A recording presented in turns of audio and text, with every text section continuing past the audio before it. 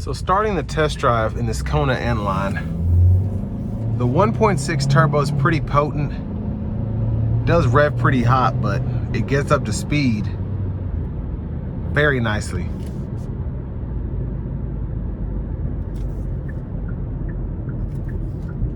And I like that we have the 8-speed automatic as opposed to the CVT here, just because it makes it that much more fun to drive.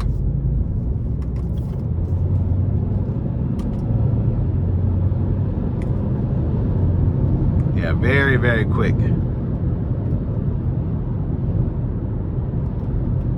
Now, this is a Kona N-Line. I feel like for the money, it is a bit steep for a Kona, but it is a fun Kona. You have all-wheel drive, that Turbo 4, a nice looking interior, and then having the roof, heated seats, smart cruise, and all that is nice. But overall, the driving dynamics are decent. It's still a Kona. It's not meant to be, even though it's an N-Line, it's not meant to be the Sonata N-Line or just more of a sport car. It's just meant to be a sport Kona, if that makes sense. So even though it has a 1.6 Turbo 4, it's still not something you necessarily want to race in. It just gives you that exhilaration from the turbocharger.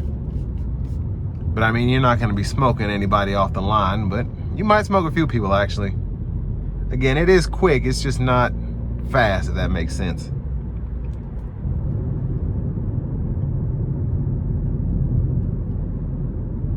But I do like the overall visibility as I'm looking out the windshield here. The windshield's nice and big. The roof, or not the roof, but the hood is sloped down to give you even more visibility there. We should be able to get a nice pull as we come out of this corner, but we'll see.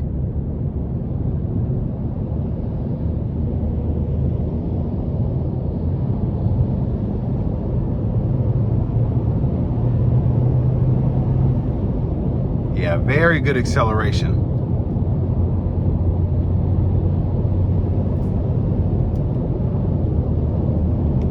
And again, having the smart cruise is a nice touch. And then with the lane centering, you can just chill. Of course, you're supposed to keep your hands on the wheel at all times, but I just like to show how the technology works. And I didn't even have the lane centering on. I thought I did, so oops.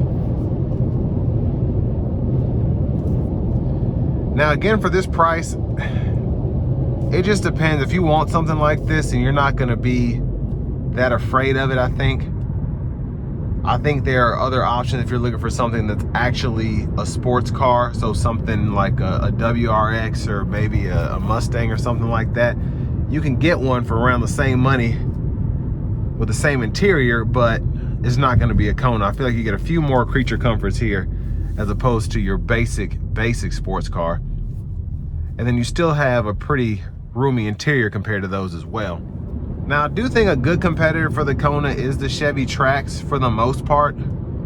But one thing that Chevy doesn't have, and even like Honda's HR-V, you don't get a sporty variant of that. Like, they have like the sports and all that, but they don't feel as sporty as this does, especially with this powertrain.